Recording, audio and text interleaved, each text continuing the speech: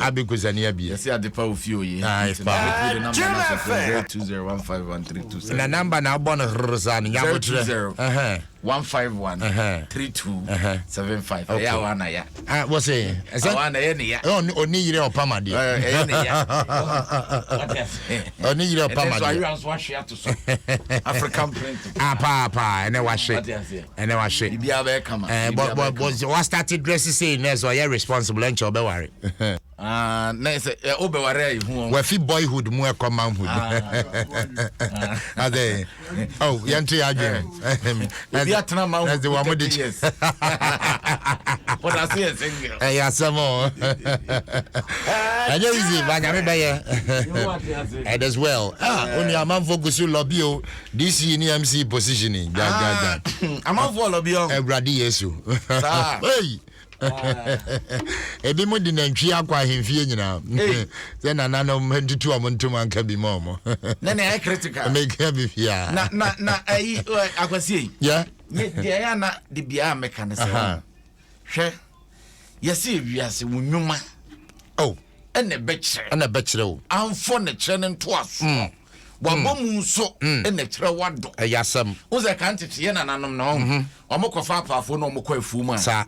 na wo kwa akodo a ya no mo no aduane ma wo mo sanete obi o mo ya pafo nti no otwima ko yirawa bi ne ayi bia no de sio no de amom no ya hokọ na mi ko monyere mo nya adwuma pa wo wa obeba no ma sensene dabi omonya obi nso benya daje abompesie ni ye obompesie ni ye ne ko bia ka ho bode de akotope what you say Eradi Yesu e de account bode de aso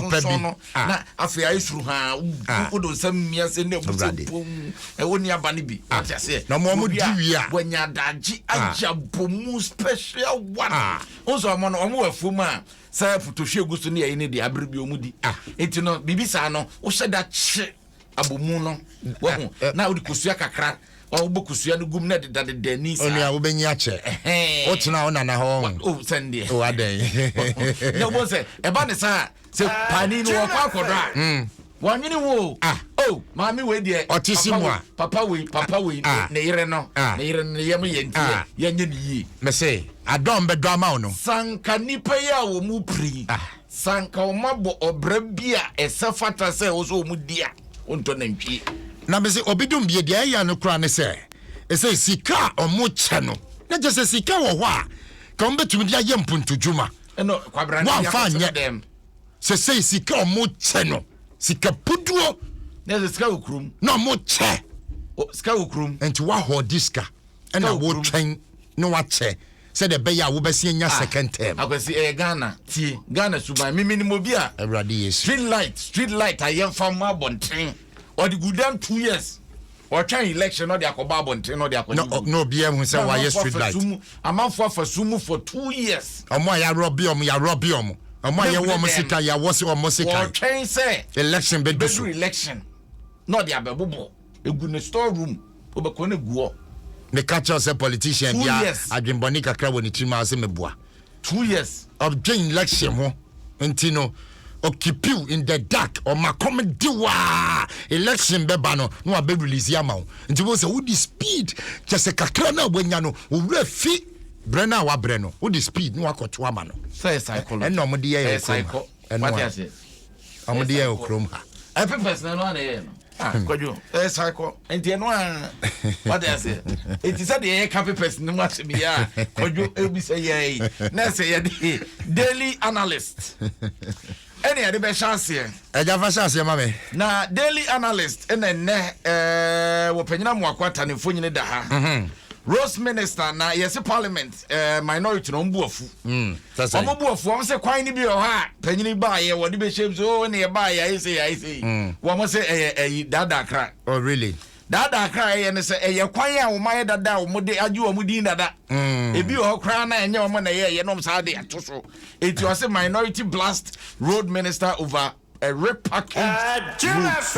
kwan a yasa repackage yasamo eti de obokrata no de honsema ba we daily analyst and the buy and what do we buy na ye fro na yenko daily graphic mu na daily graphic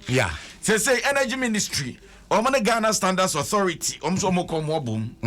street lighting projects e wo Ghana nyina omde omani ba be di achi ahwe hunu se said was say ye no saa pepepe no mo ye no light na was here de bo no the quality no saa pepepe ne I was here de okay it mo ye standardization right standardization I am for it pa I am for it said ye be ya nyese bia kwabrane ba ba giska na afi light no wakoto bubu no de aba bo say for the motorway de ni ekoba ne saa eno emwa na ba se kwasi koso gina nkwantia edua na adua da ne bobo motorway de ni bo say for the enhwe kwan ne so edu de ya ne se chinton ai ben tontom create me chini mponi eti Daily Graphic and one sama ba na ora so our government reviews tax exemption regime okay abai say ye onipa bi wo ho a wo muntua to eto no mu betua kra na yeketua bi na yeje omo esa se suso o ebia nipa no wo boa ne modern bo a wo bo wo fa nkrofo adwuma wo he equipments a nipa no de ba na wo de ba beboa mo man na tie tumpon e de bebo adwuma mo manfo anya bia ye ntiaja de opa de akokotoko ye nya na bro ntito bi wo aban so da bi we de me mafa sa to no etikọ na kwaye wadwuma se de be ya Ghana fo benya ho mfaso ne ade na so bekom no nipa bi wo ha na mo de na frakadam no mo ye wo ba gi exemption de pe na so de obaka so de kwa akoye no wo mfanya iti aban so ba be review se de be ya obi a ye de to be chani bia na chese ya de Ghana e benya ho mfaso na ma mu mbra hye bedwa fie o makwa asetena o mo hyase mbra o makaja guma ene so mbeto so na speaker Edis Matudwa was bills ahodo bi o da o manim a e wo so mutimi hwe no mutimi ye ho adwuma nyina o mbehwe na manimu ya no o mabodi taw no matter free o se de be ya mra no beba na beboa amaga na atimi akoda nimte ne Daily Graphic de obokrata ensem bi eka we ho e na o mode e ba abonten Daily Graphic osaka obetimi ehun se de esi etie the finder on the finder the obokrata the finder o say aban raise $1 billion say no your bond aban raise na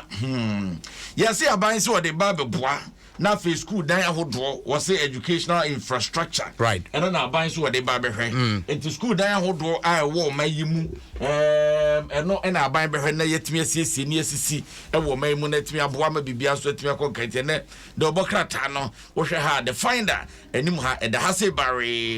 esebika we hu on saka the finder obetimi akenkanti agwazi yeah there ye dey say ye kwa no